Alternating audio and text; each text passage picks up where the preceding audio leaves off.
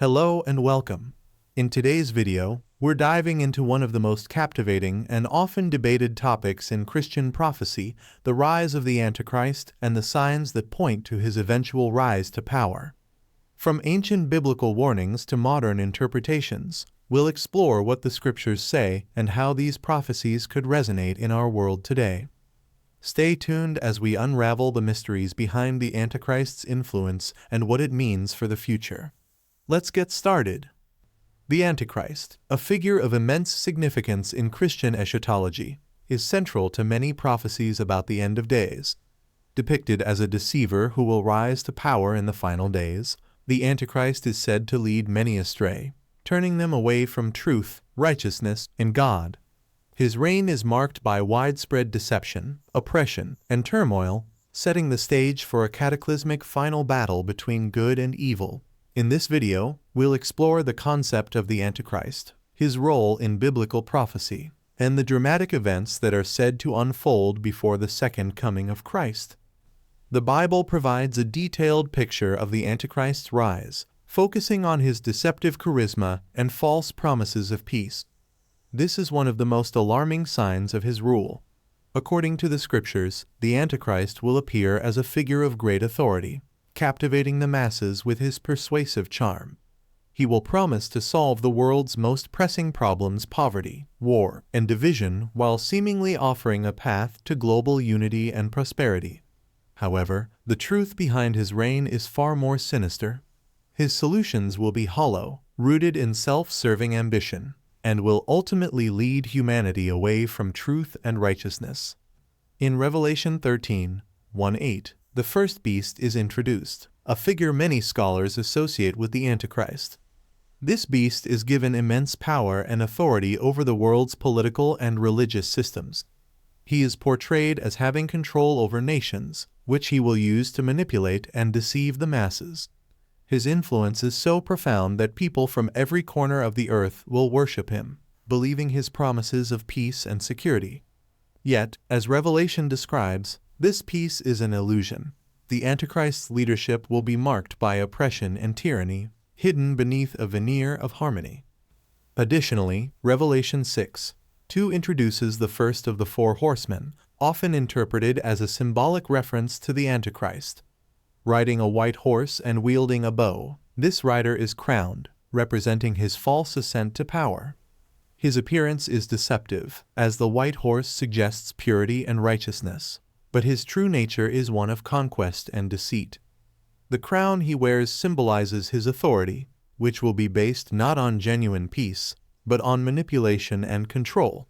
Through these deceptive acts, the Antichrist will unite people under a false sense of security, leading them to submit to his reign without realizing the deep spiritual and moral dangers he poses.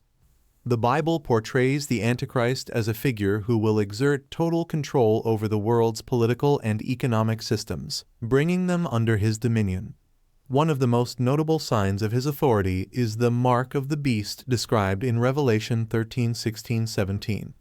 This mark, often associated with the number 666, will be required for all economic transactions, symbolizing complete allegiance to the Antichrist and his corrupt system. Whether taken literally or metaphorically, the mark represents a submission to a system of control that dictates who can participate in the economy, reinforcing the Antichrist's power over individual lives. Those who refuse to accept the mark will be excluded from commerce, facing economic ruin and persecution. Revelation 13:7 expands on the scope of the Antichrist's rule, stating that he will have authority over all people, tribes, nations, and languages. This suggests the rise of a global empire or unified system under the Antichrist's reign. The passage implies that no region or group will remain unaffected by his power, creating a world where his influence is absolute. This global control is not just political, but extends into every aspect of human life, especially the economic and social realms. In modern interpretations, many draw parallels between these biblical prophecies and contemporary technological developments. Biometric identification systems, digital currencies, and mass surveillance networks are seen by some as tools that could enable such totalitarian control. These technologies are capable of tracking individuals' movements, spending habits, and even personal beliefs, making it conceivable that a future leader could use them to enforce the mark of the beast and monitor global commerce. The increasing reliance on digital platforms for daily transactions further fuels this interpretation, suggesting that the Antichrist's control could be realized through technological advancements in the near future. The reign of the Antichrist is characterized by intense persecution, particularly targeting those who refuse to worship him or accept his authority. Revelation 13:7 vividly portrays this aspect, stating that the Antichrist will wage war against the saints, those who follow Christ, and will be granted power to overcome them. This indicates that the Antichrist's rule will be one of oppression, where any dissent is violently suppressed. Those who resist his influence will face severe consequences, as he seeks to eliminate any opposition to his global system.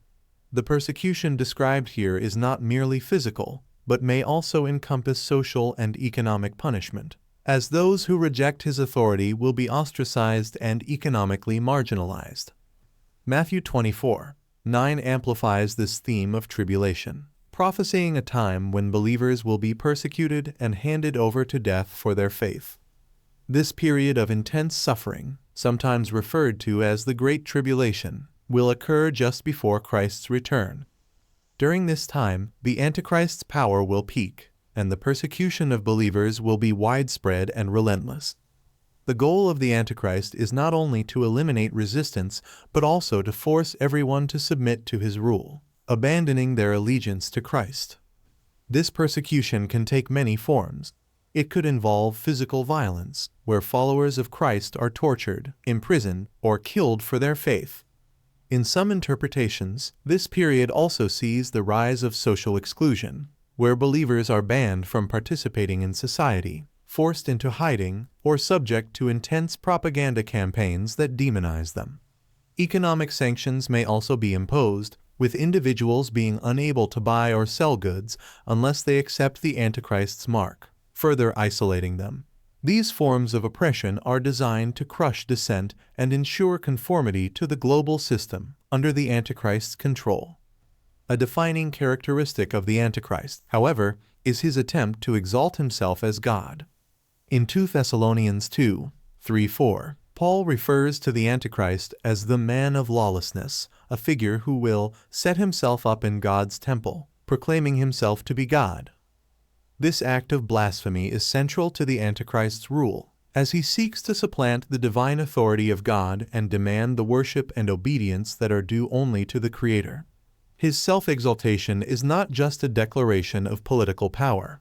It is a profound spiritual rebellion, positioning himself as a counterfeit deity who seeks to control not only the physical realm but also the hearts and minds of people. In some interpretations, this self-exaltation is linked to the creation of a false religious system that venerates the Antichrist as a divine figure. This system would demand global worship of the Antichrist, replacing true worship of God with idolatry. The abomination of desolation, referenced in both Matthew 24:15 and Daniel 9:27, is often associated with this moment of self-exaltation. It is believed to be a pivotal event when the Antichrist takes center stage in global affairs, possibly through the desecration of a sacred site or the establishment of a false temple or altar where he will demand worship. This event signals the climax of his power and authority and is viewed as a defining moment in the battle between good and evil. Ultimately, the Antichrist's desire to be worshipped as God is the ultimate affront to divine authority and a key indicator of his role in Christian eschatology. His reign will be marked by deception, persecution, and blasphemy, leading to a period of unparalleled suffering for believers. However, as the Scriptures promise, this time of tribulation will be temporary, and the ultimate victory will belong to Christ when he returns to defeat the Antichrist and establish his eternal kingdom. The Bible describes the Antichrist as a figure capable of performing powerful signs and wonders to deceive the masses, especially those who are not grounded in truth. Revelation 13:13-14 states that he will perform great miracles, even calling down fire from heaven, to convince people that he possesses divine authority. This dramatic display of supernatural power will serve to validate his claims of being a god and will manipulate many into following him. The ability to perform such miracles will be a key tool in his deception, making it difficult for people to discern truth from lies. The Antichrist's miracles are counterfeit, not stemming from divine power, but from dark, deceptive forces designed to lead people astray.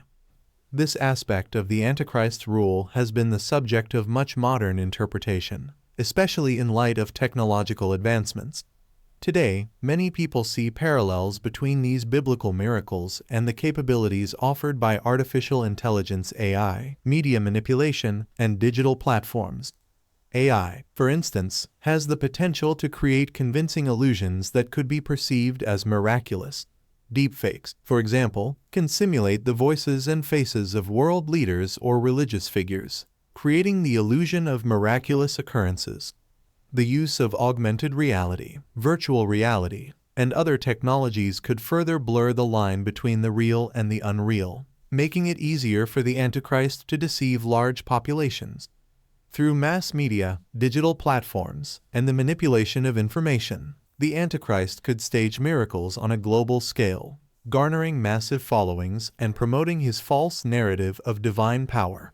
These technological advancements could serve as a powerful means for the Antichrist to convince the world that he is indeed the prophesied figure, drawing people into a system of deception and control.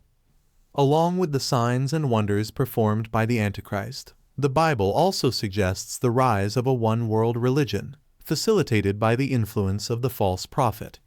Revelation 13:11-18 speaks of the second beast, who will work in conjunction with the Antichrist to enforce the worship of the first beast. The false prophet will be the religious counterpart to the Antichrist, tasked with uniting the world under a singular religious system that venerates the Antichrist as a divine figure. This figure is often interpreted as a religious leader who uses charisma, authority, and deception to draw people into worshiping the Antichrist. The idea of a one-world religion, as seen in this prophecy, suggests a fusion of various religious beliefs and practices into a unified system of worship. The false prophet may seek to combine elements from multiple faiths, creating a syncretistic movement that appeals to people from diverse backgrounds. This could include the blending of rituals, symbols, and teachings from different religious traditions, designed to make the Antichrist's worship seem universally acceptable. The goal would be to create a global religion that rejects the true worship of God and places the Antichrist at the center of religious devotion. To facilitate this process, the false prophet will likely employ advanced technology and mass media to spread the message and control public opinion. Social media, global broadcasts, and other digital platforms could be harnessed to promote this new religious movement, shaping public perception and unifying people under the Antichrist's rule. This global religious system would have the power to dictate how people worship, what they believe, and how they live, aligning every aspect of life with the Antichrist's agenda. Ultimately, the rise of a one-world religion and the accompanying false miracles performed by the Antichrist and the false prophet will serve as key elements in the final deception that leads many away from the truth. It is a system built on manipulation, falsehoods, and the suppression of genuine faith. However, as biblical prophecy assures, this deception will be temporary. The Antichrist's rule will end with Christ's return, when the true faith will triumph over all falsehoods, and the one-world religion will be dismantled as the ultimate victory of righteousness is realized. The ultimate sign of the Antichrist's power, as described in Revelation 13:15, is his demand for total allegiance from all people. This passage reveals a chilling reality. Those who refuse to worship the Antichrist will face death. This marks a profound and decisive moment in the biblical narrative, one where individuals must make a life-altering choice between submitting to the Antichrist's authority or remaining faithful to God, even at the cost of their lives. The mark of the beast, which serves as a symbol of allegiance to the Antichrist, will play a central role in this test of faith. Those who accept the mark will be able to engage in economic activities, buy and sell. But this submission comes at the expense of their souls. On the other hand, those who refuse to accept the mark, standing firm in their belief in God, will be persecuted and face the threat of execution. This ultimate division will separate those who follow the Antichrist from those who remain loyal to Christ, symbolizing the final confrontation between good and evil. This period of extreme testing and persecution will be the height of the Antichrist's rule. The choice will no longer be between various political systems or ideologies, but between total submission to a global, authoritarian regime and loyalty to the Creator. For many, the decision will be the most difficult of their lives, as they must choose between the temporal comforts and security offered by the Antichrist and the eternal rewards promised by God. In this time of unparalleled tribulation, believers are called to remain steadfast, trusting that their ultimate victory will come with the return of Christ, when the Antichrist's reign will be brought to an end and the faithful will be rewarded. The rise of the Antichrist, as described in biblical prophecy, is marked by deceptive peace, global political and economic control, persecution of believers, blasphemous self-exaltation, miraculous deceptions, and the establishment of a one-world religion. While these signs have been interpreted in various ways throughout history, they continue to serve as a powerful warning against the dangers of unchecked power, false ideologies, and the erosion of individual freedoms. These prophecies encourage vigilance and discernment, reminding believers to remain steadfast in their faith and to resist systems that seek to lead them away from truth. Thank you for joining me on this journey through the signs of the Antichrist's rise to power. As we've explored today, these prophecies serve as both a warning and a reminder of the dangers of deception, unchecked power, and the loss of personal freedom. In a world where technology and global systems are evolving at an unprecedented rate, it's crucial that we stay vigilant, question authority, and protect the values that matter most: truth, justice, and faith. If this video sparked your thoughts or raised any questions, don't hesitate to share them in the comments below. I'd love to hear your perspectives and continue this conversation with you.